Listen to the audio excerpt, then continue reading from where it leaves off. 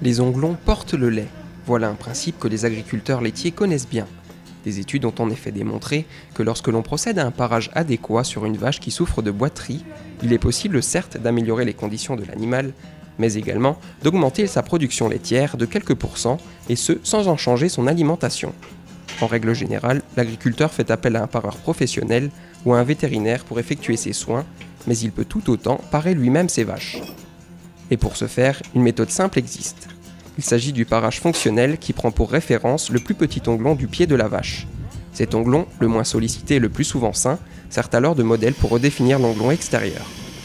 La technique est employée essentiellement par des professionnels, mais peut être enseignée rapidement aux éleveurs.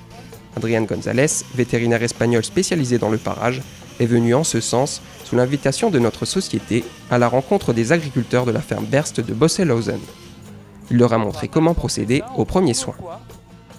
Cette formation, c'est utile pour traiter les vaches qui boitent au moment qu'ils commencent à boiter, ce qui fait les choses vachement plus faciles à faire et surtout, ça améliore la condition du bien-être animal, puis diminue les pertes économiques de boiterie. Ce que nous montrons, c'est simplement une question mécanique, très importante, c'est que normalement, le premier objectif, c'est soulager la douleur en enlevant le poids de l'onglon qui souffre et le mettre sur l'onglon qui ne souffre pas.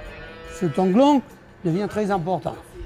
Pour améliorer ça, on ajoute une talonnette collée qui augmente l'auteur, donc l'onglon malade ne met plus le pied sur cela. De l'autre côté, on apprend à traiter les onglons malades en suivant un protocole. C'est le même protocole du parage fonctionnel, mais appuyé sur des vaches qui boitent.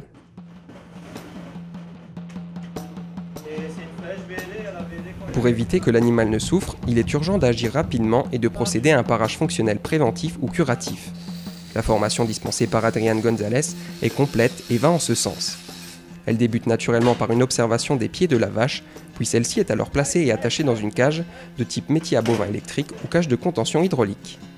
Formateurs et agriculteurs peuvent dès lors procéder aux premiers soins en opérant patte après patte.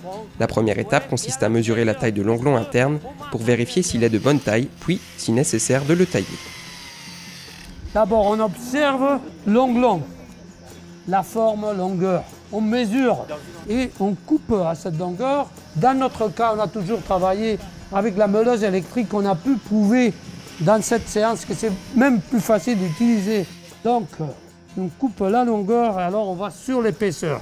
Le plus long qu'un onglon et un onglon plus épais qui est en pince en pointe. Après avoir ajusté la longueur de l'onglon, il faut vérifier l'épaisseur du talon en s'assurant qu'au niveau de la pince, celle-ci soit au moins de 5 mm. Une fois celui-ci traité, vient alors la seconde et troisième étape, celle concernant la taille du deuxième onglon et la régularisation du creux axial. Le pas numéro 2, c'est amener l'onglon externe à la mesure longueur, épaisseur, hauteur de talon de l'onglon interne. Le pas numéro 3, c'est faire les creux axiaux sur des animaux très faciles et surtout de pied avant. Ça peut se faire tout à la meuleuse, mais souvent c'est avec la renette qu'on fait la bonne finition. Avec la rainette, le pareur parfait l'intervalle existant entre les deux onglons en traitant les deux tiers postérieurs sans toucher au dernier tiers, proche de la pince. Cette opération permet de dégager les deux onglons et d'éviter à ce que des corps étrangers y restent coincés. Dans le cas où un onglon est meurtri, il est ensuite nécessaire d'équilibrer le pied en ajustant la hauteur et le niveau de la sole pour assurer une surface tendre et plate. Bien. Le pas numéro 4, c'est en cas qu'il y a un problème dans un onglon, même pas si c'est une boiterie, mais on peut avoir une hémorragie, un truc comme ça, et bien diminuer même un peu l'auteur du talon pour prélever le poids et enlever ce poids sur l'onglon qui est sain. Tel que je dis, normalement, onglon interne du pied arrière.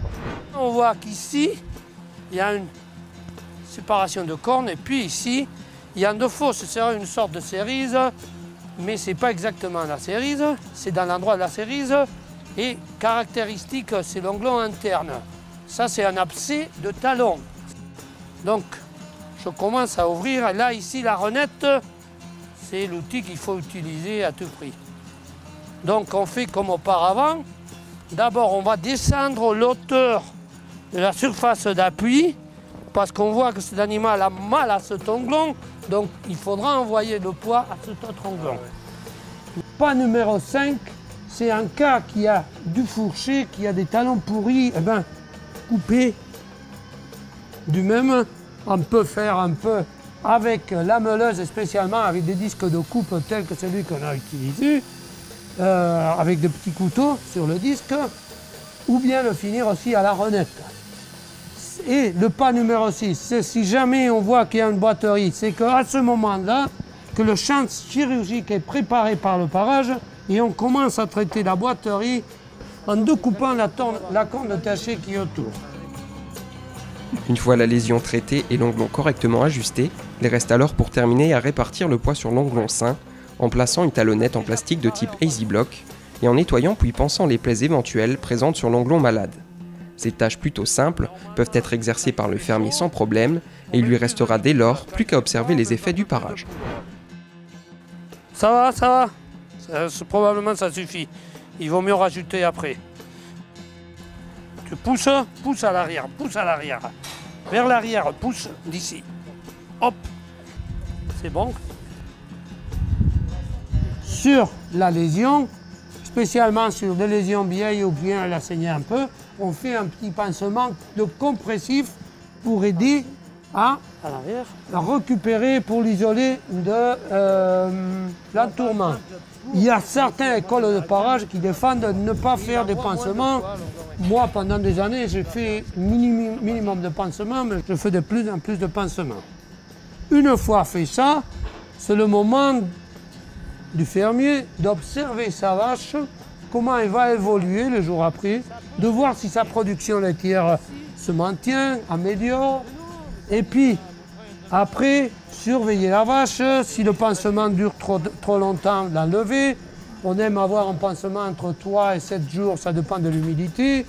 Si c'est très humide, il vaut mieux l'enlever en 3 jours. Ici, il y a du calvotis, peut-être ça peut attendre un peu plus, mais à chaque élevage, il faut voir que jamais ça commence à pourrir. Du côté des talonnettes, il n'y a pas à entrevoir de contrôle aussi assidu. Si celles-ci sont bien placées, bien plates et protègent correctement le talon, elles doivent tomber d'elles-mêmes dans un délai de 15 jours à 1 mois. Si toutefois la vache a du mal à marcher au bout de quelques jours, le fermier peut cependant penser à la retirer. Dans le cas où d'autres boiteries surviendraient par la suite, il est préférable qu'il fasse appel à son pareur ou son vétérinaire. Pour assurer une bonne longévité de ces animaux, le parage fonctionnel est essentiel. Si certaines vaches ne sont pas traitées à temps, elles peuvent en effet avoir des problèmes métaboliques chroniques, pouvant l'amener à réduire ses déplacements et son alimentation. La conséquence majeure de ces boiteries, c'est que la vache risque de diminuer fortement sa capacité de lactation, voire en perdre une durée complète. Il est donc primordial de rester vigilant et de vérifier l'état des onglons au moins 3 fois par an.